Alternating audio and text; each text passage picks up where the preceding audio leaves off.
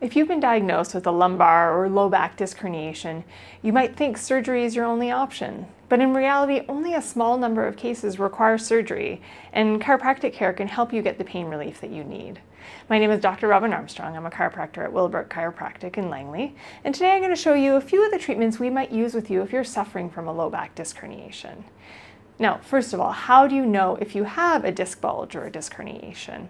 If you've seen my video all about disc herniations, that explains a little bit more about what it is, how you might recognize it in yourself, what it might feel like.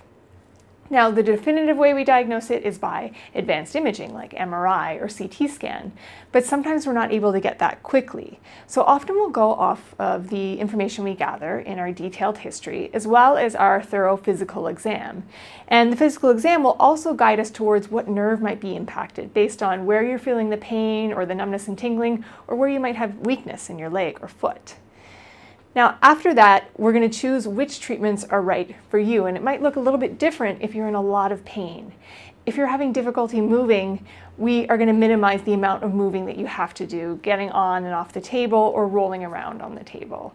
So often we might use the impulse adjusting tool. So this is a good option because it doesn't require movement from you. It can be specific, and we can adjust the intensity that we apply it. So it delivers a series of taps, which helps vibrate or move the joints of the spine, as well as that repeated tapping causes the muscles to relax.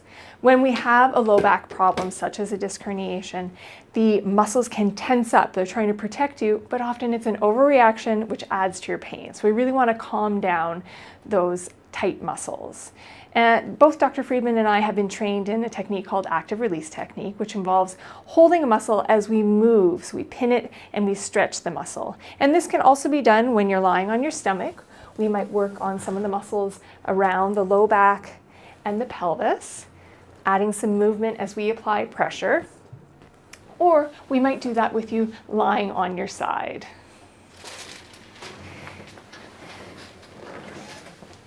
When you're lying on your side, we might also choose to do an additional type of adjustment. So we can use the impulse alone. We might use the impulse in combination with what we call the drop piece in the table. Now, we often choose to use the drop piece in the table so that we can minimize any extra rotation and flexion, which if you watch my first video about disc herniations, that's the movement that we want to try and avoid. So when we use the drop, it allows us to control the direction that we're doing an adjustment in, as well as the intensity or how hard the adjustment is.